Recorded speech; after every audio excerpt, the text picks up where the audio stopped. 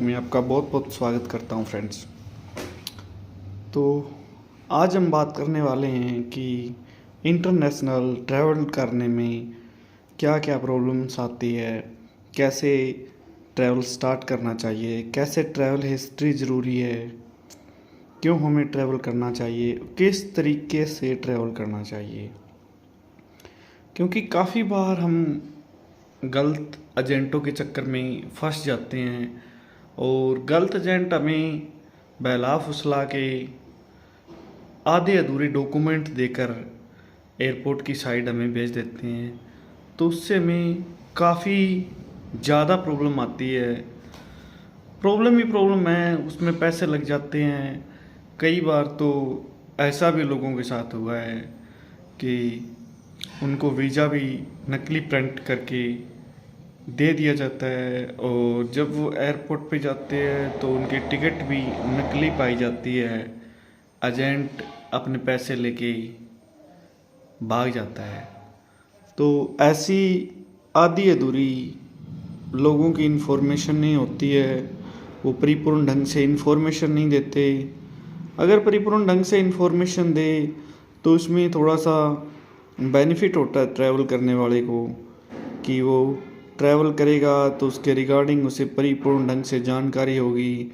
कौन सा उसका एयरपोर्ट है, किस टाइम की उसकी फ़्लाइट है, कब उसे जाना है, कौन सी उसकी फ़्लाइट है, कितने टाइम पहले उसको एयरपोर्ट में एंटर करना है। बहुत सारी ऐसी सिचुएशन होती है कि सिचुएशन क्या क्या क्रिएट हो जाती है कि duplicate visa, duplicate ticket, travel. अगर वीज़ा सही होता है तो टिकट कई बार फेक निकल जाती है, और हम अगर टिकट और वीज़ा भी अगर सही है तो एयरपोर्ट के अंदर क्या क्या प्रॉब्लम आने वाली है और किन किन प्रॉब्लम्स का हमें सामना करना पड़ता है एयरपोर्ट के अंदर। क्योंकि हर जगह स्कैम है, एयरलाइंस के ऊपर भी स्कैम है। एयरलाइंस भी काफ़ी हद तक स्कैम करती है लोगों के साथ, वो लोगों को ट्रैवल नहीं करने देते। तो आज मैं आपको एक किस्सा बताता हूँ कि जो मेरे साथ मतलब हुआ था, वो मैं आज बताता हूँ कि आज मैं एक इंटरनेशनल ट्रैवलर बोल सकता हूँ या फिर वर्ल्ड ट्रैवलर भी खुद को बोल सकता हूँ। और इस चैनल को अपना बनाने का या फिर वीडियो बनाने का मेन मोटिव यही रहता है कि किसी के साथ स्कैम ना हो। ऐसा कोई मतलब नहीं है कि मैं वीडियो बना रहा हूँ तो आप सब भाई मेरे से काम करवाओ या मेरी तरफ दौड़ो। नहीं, हमें किसी के काम की कोई ज़रूरत नहीं है। किसी भाई को अगर अपना फ़ायदा करवाना है तो वो हमसे संपर्क कर सकता है, हम उसका फ़ायदा ही करेंगे, न कि उसके साथ स्कैम होने देंगे। स्कैम से पहले ही उसको अच्छी तरह की जानकारी देंगे, क्योंकि ये इंडिया है दोस्तों। यहाँ बहुत तरह के स्कैम होते हैं, बहुत तरह की मनगढ़ंत बातें होती है जिनसे लोग बिलीव कर जाते हैं। ऐसे ऐसे एजेंट बैठे हैं कि वो बोलेंगे कुछ, होगा कुछ। तो इस तरह की अच्छी जानकारी लेने के लिए इस चैनल को लाइक, शेयर एंड सब्सक्राइब तो आपका बनता है फ्रेंड्स, ताकि मुझे भी मोटिवेशनल मिल सके कि मैं और वीडियो बनाऊं। काफ़ी फ्रेंड्स के कॉल मैसेज आते रहते हैं कि भैया ये वो, और most of the tourist visa हम अप्लाई करते हैं, टूरिस्ट वीज़ा का काम करते हैं, टिकट का, एयरलाइंस टिकट का। अगर चीप में आपको टिकट चाहिए तो भी हमें कांटेक्ट कर सकते हैं। अपना कॉन्टैक्ट नंबर है 9416664066। तो आज हम बात करने वाले हैं फ्रेंड्स कि वो एक दिन था कि 2022 का टाइम था, वो जिस टाइम हमने ट्रैवल स्टार्ट किया था। तो ट्रैवल के रिगार्डिंग हमें कोई एजेंट मिला था जिसका नाम था आशु भारद्वाज, जो कि रहने वाला तो हिमाचल का है लेकिन वो लुधियाना में हमें मिला था। मैं था, एक मेरा फ्रेंड था, हम दोनों उसके पास गए। तो हमें बताया गया कि मैं एक टूर लेके जा रहा हूँ और आप भी इसके अंदर इन्वॉल्व हो जाए, बहुत ही कम खर्चा लगेगा। तो सबसे पहला स्कैम तो यही हुआ कि उसने शुरू किया रसिया वीज़ा से, तो मेरा रसिया वीज़ा लग के आ गया, फ्रेंड का नहीं आया। तो ऐसे ऐसे जो एजेंसियां थी, जिस एजेंसी से रसिया का वीज़ा लिया गया था, तो उस एजेंसी को रसियन एम्बेसी ने बैन कर दिया था कि आपको वीज़ा नहीं देंगे, आप प्रॉपर जिस इंसान का पासपोर्ट है उसी को भेजिए। तो मोस्ट ऑफ दी 40 के आसपास फाइल थी जो एक ट्रैवल ग्रुप इकट्ठा किया था कि हमें भी ये था कि ये बंदा साथ जाएगा तो 5-6 कंट्री का टूर करेगा, तो इससे हमें काफ़ी हद तक नॉलेज आएगी। लेकिन हुआ सब उल्टा, क्योंकि उसने जो एजेंटगिरी दिखानी थी वो दिखा दी अपनी, और उसने जो स्कैम करना था वो स्कैम कर लिया। तो इसके बाद हुआ क्या कि चलो जिन जिन के रसिया वीज़ा आ चुके थे उनकी टिकटें हुई, कुछ लोग गए भी, लेकिन उनमें से मैं और मेरा एक फ्रेंड दो ऐसे थे कि हमें दिल्ली एयरपोर्ट से बोर्डिंग डिनाई कर दिया गया। तो पहले तो कुछ रीज़न नहीं दिया गया, हमारे पास सेम फ्लाइट मतलब कि राउंड ट्रिप की टिकट थी, डायरेक्ट रसिया के लिए, ना कोई स्टॉप था। तो हमारे सामने काफ़ी लोगों को डिपोर्ट किया गया था, तो हमने उस चीज़ का एक मुद्दा बनाया, वहाँ CISF या फिर किसी और अधिकारियों को हमने वहाँ बुलाया। तो उन्होंने हमें ये बताया कि ये तो काफ़ी टाइम से एक स्कैम चल रहा है दिल्ली एयरपोर्ट के ऊपर, आप इस चीज़ की कंप्लेंट DGCA जो एयरलाइंस का एक अधिकारी होता है अपर लेवल का, उससे कीजिए। तो क्या हुआ कि हमारी 1:30 बजे की रात की फ़्लाइट थी, हम 3 घंटा पहले पहुँचे। तो रसिया के लिए पहले हमने कुछ रूबल लिए 30-40 हज़ार रुपए के, और फिर हम एयरपोर्ट के अंदर एंटर हुए। तो हमारा वीज़ा भी सही था, टिकट भी सही थी, लेकिन गोल्फ की जो एयरलाइंस थी, आज भी मुझे याद है कि अगर किसी भाई को ट्रैवल करना हो तो सबसे पहले मैं रिकमेंड करूँगा कि अच्छी एयरलाइंस ही चूज करें। घटिया एयरलाइंस का एक स्कैम का तरीका होता है, वो पहले बोर्डिंग डिनाई करते हैं, फिर उससे पैसे मांगते हैं। तो उस दौरान हम मतलब काफ़ी लोग जो थे, तो बोर्डिंग के टाइम काफ़ी लोग खड़े थे, बहुत सारे लोगों की बोर्डिंग डिनाई हो रही थी। हम भी उसी एक रूपरेखा के अंदर थे कि देखते जा रहे थे भी क्या होता है। तो कुछ अधिकारी ऐसे थे जिन्होंने हमें ये बोला कि आपका वीज़ा नकली है। तो हमें धमकियां दी जा रही थी, वीज़ा नकली है, आपको अरेस्ट कर लिया जाएगा, आपको अंदर कर लिया जाएगा, जेल में डाल दिया जाएगा, हम आपका पासपोर्ट फाड़ देंगे। फिर भी हमने काफ़ी टाइम तक उनसे रिक्वेस्ट की, गुजारिश की, लेकिन वो एक टाइम था कि कुछ नहीं बना। और उसके बाद क्या होता है कि एयरलाइंस के पास पावर होती है, जिस एयरलाइंस की हम टिकट दिखा के एयरपोर्ट के अंदर एंटर होते हैं ना, तो उसी एयरलाइंस के पास ऑथोराइजेशन होती है कि उसी एयरलाइंस का अधिकारी आएगा और वो हमें एग्जिट दिलवाएगा। तो हम सुबह करीब 6 बजे एयरपोर्ट से बाहर हुए।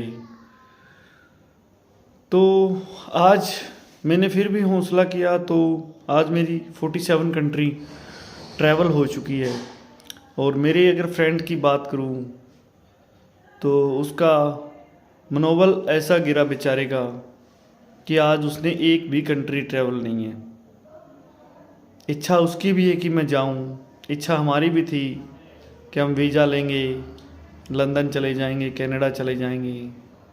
तो मैंने 2-3 बार लंदन ट्रैवल कर दिया, 2-3 बार कनाडा को ट्रैवल कर लिया, और बहुत सी कंट्री जिसकी Arab Asia, Middle East Asia, Europe, बहुत सारी कंट्री मैंने ट्रैवल की। लेकिन प्रॉब्लम आती रही, वो प्रॉब्लम मैं आपको शेयर कर रहा हूँ कि सबसे बड़ी प्रॉब्लम तो मुझे वो आई रसिया वाली। तो वो दौर था कि मैंने फिर हौसला किया, दोबारा से मैंने दूसरी एयरलाइंस की टिकट ली और मैं रसिया गया। तो मुझे ड्यू टू वॉर उन्होंने अपने एयरपोर्ट में एंटर नहीं करने दिया। तो पहली वो सिचुएशन थी, पहला वो दिन था, क्योंकि डोमेस्टिक फ़्लाइट मैंने काफ़ी ट्रैवल की थी, लेकिन वो पहला दौर था कि उस दौरान हमें काफ़ी सैड हुआ कि हम पैकिंग करके लेके गए थे कि हम 1 वीक के लिए रशिया में रुकेंगे, एंजॉय करेंगे। काफ़ी स्टोरियाँ भी हमने अपलोड कर दी गई थी। तो ऐसा स्कैम चलता रहता है। फिर मेरे साथ स्कैम हुआ, तो दोबारा मुझे इंडिया लौटना पड़ा। उसके बाद ज्यों त्यों मैंने स्टार्ट की अपनी जर्नी अपने पड़ोसी देश नेपाल से। बांग्लादेश का स्टिकर वीज़ा भी मैंने लिया। भूटान से, भूटान भी मैंने ट्रैवल किया, बहुत अच्छा कंट्री है। अगर मौका मिले तो एक बार ट्रैवल ज़रूर करके देखना भूटान भी। फिर धीरे धीरे मैंने दुबई के लिए एक टूर बुक किया, जिसमें हमें प्रॉब्लम आई कि हमने दिल्ली से उज़्बेकिस्तान के लिए दिखाया था कि हम उज़्बेकिस्तान जाएंगे, फिर कजाकिस्तान जाएंगे, फिर हम दुबई होते हुए, ओमान होते हुए इंडिया आएंगे।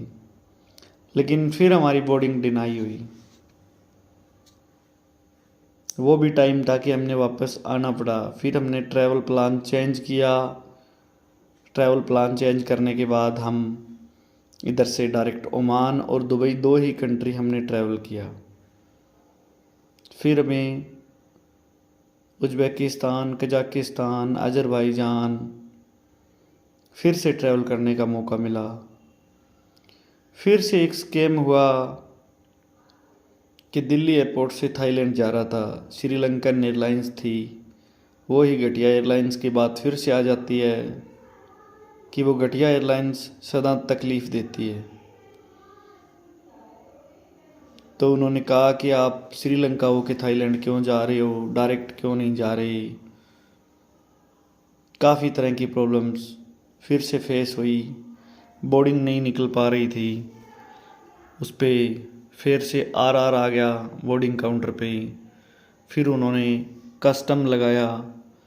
कस्टम क्लियर करने के बाद जैसे ही 10-12-15 मिनट बाकी रहे एयरलाइंस के फ्लाई करने में, तो हम पहुंच गए।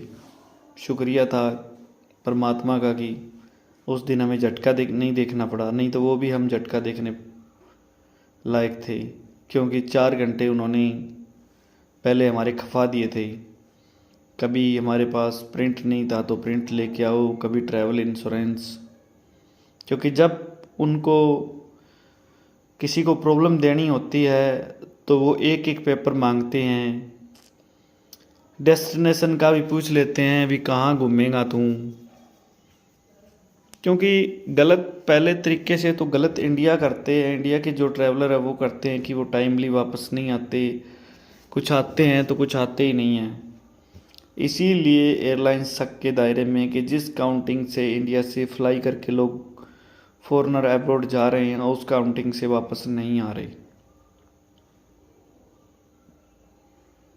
और इस ट्रैवल के दौरान 47 ट्रैवल के दौरान 4 रिफ्यूजल मैंने कनाडा के खाए हैं, 4 ऑस्ट्रेलिया के खाए हैं, 2 यूएस के खाए हैं, 1 चेक रिपब्लिक के खाए हैं। रिफ्यूजल भी बहुत है लेकिन ट्रैवल भी अच्छा है।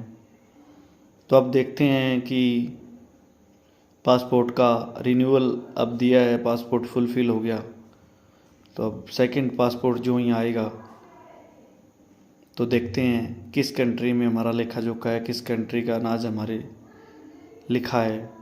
हम जाएंगे, ट्रैवल करेंगे, एक बार फिर से लंदन भी ट्रैवल करेंगे, शेंगन भी ट्रैवल करेंगे।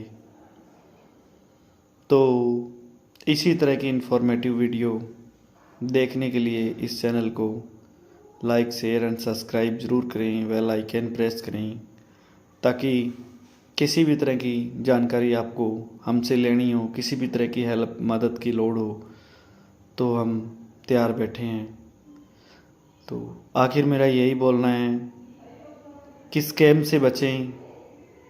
स्कैम के लिए आज लोग तैयार बैठे हैं, जैसे कि जो लोग आज 70 लाख 1 करोड़ दे के 50 लाख दे के यूएस गए थे, वो आज वापस आ रहे हैं।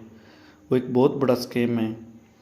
उससे इंडिया के अंदर आर्थिक मंदी ही आने वाली है, न कि प्रमोटिंग होगी। क्योंकि लॉस होगा कि जो वापस आ रहे हैं या आएंगे या आ गए, उनके पास काम नहीं है, वो बेरोज़गार है, बेरोज़गारी की मार में फिर से वो फंस चुके हैं। तो इसी तरीके से आपको वीडियो अच्छी लगी तो लाइक ज़रूर करना फ्रेंड्स। Thank you. जय हिंद, जय भारत दोस्तों।